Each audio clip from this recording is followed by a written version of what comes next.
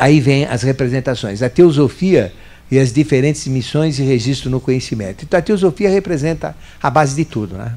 Então a teosofia seria o chamativo, seria uma abertura mais popular, difícil de entender, né? Por causa do texto que é angélico. Mas se eu quero, eu entendo, eu busco a teosofia se abre para mim, não é? Então, por exemplo, se eu querer ler um livro de teosofia e falar o que está lá, eu vou falar, mas com outras palavras. Com o que está lá não dá para falar. E fala exatamente o que é, né? Por quê? Porque a gente conhece a linguagem, né? As chaves da tessitura do conhecimento, né, estão aí também. Ou seja, nós temos que fazer o urdume e a trama. Urdume são esses conhecimentos, são as linhas da tecelagem no comprimento, né? E trama é o que vai e volta, fechando, tranlaçando, né, as linhas e tecendo as coisas. Então a trama é nós que fazemos, né? Então a gente consegue o urdume, que é uma parte, agora nós é que temos que ir na trama do conhecimento, né? Ou seja, é sempre dado metade. Nós recebemos metade só do negócio, não pode dar inteiro. Só que já é uma grande coisa receber metade, né? Certo? Então metade eu tenho que fazer, não é? Então estas chaves, elas estão realmente escondidas, mas são verdades que devem ser levantadas, descobertas. Mas... Então veja, todo conhecimento sagrado, os níveis do conhecimento, eles estão assim como que separados, né? Eles são independentes. Mas todos eles são interligados. Então, por exemplo, a gente interliga tudo. E a gente pode, por exemplo, amarrar um conhecimento com o outro se eu tiver a chave dele. Então, à medida que eu tenho chaves, à medida que eu tenho conexões, à medida que eu tenho ligações ou pontos de amarração, eu consigo pegar todo o conhecimento e ter um conhecimento só. Então, é fácil, não é isso? Por exemplo, para dar um exemplo para vocês, não é isso? Então, você tem os 4 reinos. A gente não vê interação nos 4 reinos, não é isso? Mineral, vegetal, animal, minal. Então, veja, se você olhar o reino mineral, é um reino de forma, não é isso? Onde as formas são colocadas, e as formas mais bonitas são as mais valorosas, não é isso? Então, predomina a forma no reino mineral, não é isso? Agora, o que é essa forma? Já te dá um grau de evolução do reino mineral. E cada forma está ligada a um elemento típico, não é isso? E aí a gente começa a conhecer a química oculta, toda a mineralogia oculta, os metais sagrados, né? As pedras sagradas. Então, aí você tem um conhecimento do mineral. Aí você pega aquele mesmo mineral e agrega uma segunda coisa que é vida. Aí você tem um mineral com vida, aí você vai entender que a própria terra é a base da vida, que se você misturar vida, né, com mais água e com mais mineral, você cria o vegetal. Então, o vegetal o que é? O mineral que tem água e tem vida, né? Aí você entende a vida inserida no contexto evolutivo. Então, a chave é essa, é entender essa alquimia. Aí depois essa vida, ela é parada, ela é fixa, presa na própria terra. Aí você olha o outro reino, que é o animal. É a mesma coisa, só que é solto. Então, como é que o animal pode ficar solto? Porque teve que colocar os sentidos. Então eu pego terra, água, vida e coloco mais um agregado lá. Qual que é? Sentidos, né? Mas para ter os sentidos tem que ter um instinto, que é o registro dos sentidos. Então o que é o animal? É um vegetal que está solto, mas para ser solto, não é isso? Ele tem que ter o quê? Ele tem que ter sentidos. Ter olho para saber onde vai, né? Para não cair no buraco. Tem que ter audição para fugir do menor e buscar, fugir do maior e buscar o menor. Ele tem olfato para ir atrás da fêmea, para ir atrás da comida, né? Ele tem tato para sentir o mundo, porque não é um vegetal solto, né? Mas para ser solto, ele tem que gastar mais energia do que o vegetal. E caramba, e como é que põe essa energia nele? O vegetal, qual que é a energia dele? É o sol que dá, é a fotossíntese, né? Que é a luz solar. Sem luz não tem vegetal, né? Sem calor não tem vegetal. Então, o que vegetal que é esse? Então, pegaram um vegetal e colocaram dentro do animal na forma de uma árvore. Aí você começa a ver que o vegetal está dentro do animal. Que árvore que é essa? Que é o pulmão.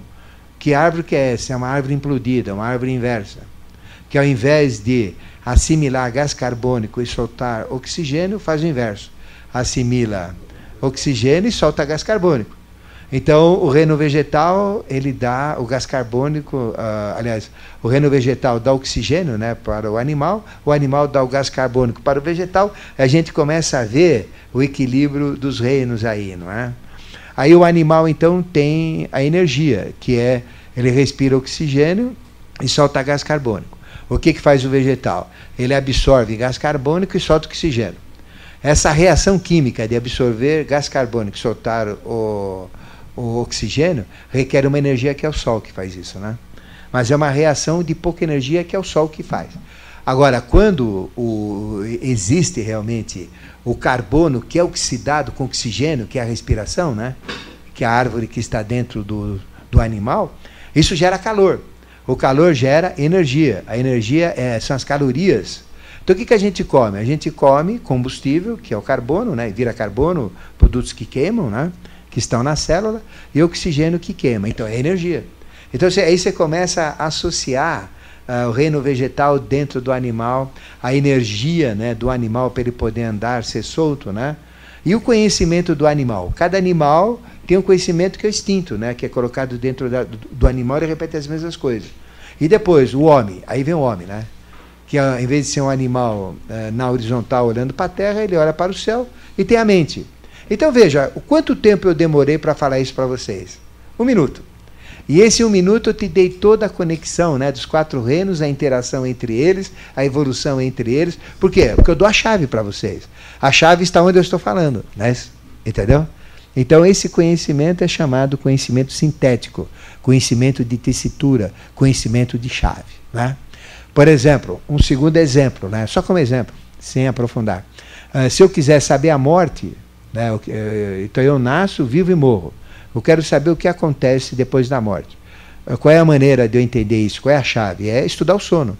Porque no sono é uma vida de um dia. Viver e morrer é uma vida de muitos dias.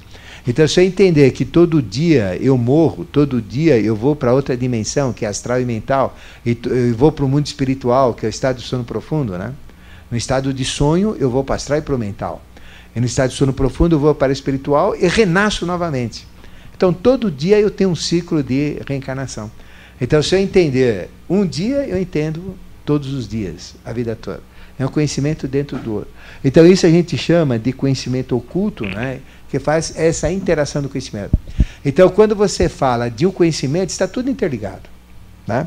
Quem ouve os assuntos diferentes que a gente fala aqui, no final tem uma mesma base, tem uma mesma estrutura, tem uma mesma conexão, tem uma mesma amarração. São chamadas chaves do conhecimento. E a humanidade não tem essa chave do conhecimento. Quando eu falo isso, assusta as pessoas. Aí ele começa a ver, caramba, tem relação, o cara não é louco, o cara, né? Começa a falar da reencarnação, começa a falar do sexo. Então, que o sexo já existe no mineral. Mas onde já se viu o sexo existir no mineral? Que o sexo já existe no vegetal, já existe no animal, já existe no mineral. Então, a pessoa tem a chave do sexo. Então, o sexo tem uma chave, a vida tem uma chave, tudo tem uma chave. E esse conhecimento, então, é dado, né? Certo? Então, a gente, quando tem as chaves, cresce rapidamente no contexto evolutivo, né? A linguagem hermética dos meios de conhecimento, né?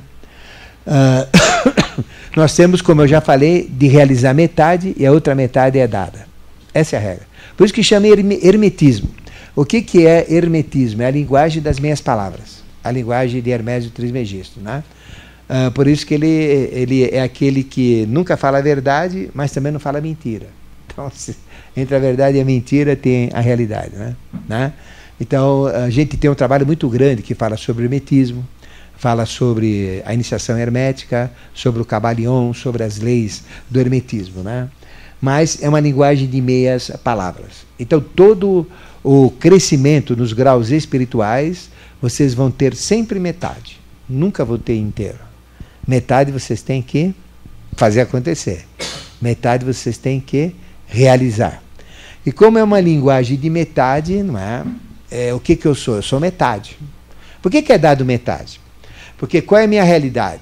Eu sou duplo. Eu sou um ser duplo. Eu sou um ser material e um ser espiritual. O ser material é o ser manifestado que está evoluindo. E o ser espiritual é a ideação do ser material. Ele que me idealizou, ele que sabe tudo sobre mim, ele que sabe meus dons, minhas virtudes, minhas qualidades, mas ele não faz nada, ele só é ideia, só é projeto. Eu, que sou material, é que realizo. Então, por isso que tem metade. Metade ele dá, mas metade eu tenho que fazer. Então, nós somos duplos. A gente faz metade e a outra metade é dada. Ficou claro por quê? Então, quem é que vai dar a outra metade para nós? O nosso próprio mestre, que somos nós mesmos, não é isso? Que é exatamente como nós somos, só que a ideia. Sabe tudo sobre nós. Mas ele é só teoria. Eu aqui sei muito mais do que ele na prática, porque eu que realizo. Então, cada um de nós tem duplo aspecto. A gente cria como espírito uma ideia e depois, como efeito, como causa, cria uma ideia e como efeito vem realizar a ideia. Aí vem o processo da evolução. Muita gente não entende isso, né? Então, uma coisa é ter um projeto e a outra coisa é realizar o projeto, né? Então, essa é a evolução. A evolução é isso. É pegar uma ideia e transformar em realização, né? Exatamente isso. Então, metade eu tenho que fazer na realização e metade a ideia me dá, que é o espiritual, né? Meu mestre me dá de graça. Só que o que ele dá é mais forte do que o meu, tem mais valor, né? Então eu faço a minha parte e ele me dá o que me complementa, né? Então este é o ponto. Está claro aí que eu tenho que fazer metade? Então a ascensão aos graus da iniciação, graus espirituais, eu tenho que executar metade do processo. Esse é o grande segredo, né? Bom, a iniciação ao conhecimento superior. Então, se eu estou no profano, eu não vou muito longe, né? As religiões, elas te dão pacote, te veio do pacote. E toda religião tem dogmas, toda religião tem extremos. Ou seja, tem um fim, é uma rua sem saída, né? E qual é o fechamento das ruas sem saídas? É exatamente o dogma. Então, você não tem como passar o dogma, né? Então, chegou no dogma, ele fala, não, aqui você parou. Aceita o que eu falo e pronto, né? Daqui você não vai para frente. A iniciação começa onde? Onde terminam os dogmas, onde termina a religião. A ciência também te explica o sobrenatural, os mistérios, os efeitos até um ponto. Acima daquele ponto, ela não explica. Onde começa a iniciação? Na ciência, que parte de lá, que é chamada ciência oculta, mas é ciência também. A filosofia, ela é limitada, né? Na própria filosofia, porque temos 7% de capacidade mental. Então a iniciação parte de lá e te estende a filosofia. As artes, por mais aptidão de arte que nós temos, nós nunca vamos chegar na perfeição, que é o padrão final da arte. Perfeição é Deus, né? Então a arte também tem o seu limite. Então a arte sagrada parte desse limite e vai para frente, né?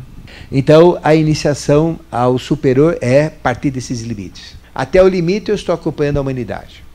A hora que eu ultrapasso os limites, eu me distancio da humanidade e aí eu começo a galgar graus da iniciação. Ficou claro?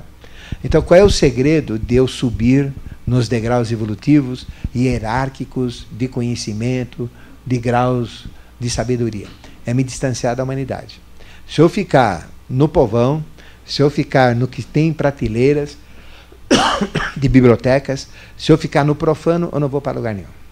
Tá? Conclusão que vocês tiram. Tá? Eu não posso ter mestre humano. Não existe mestre humano. Porque o mestre humano é limitado, né?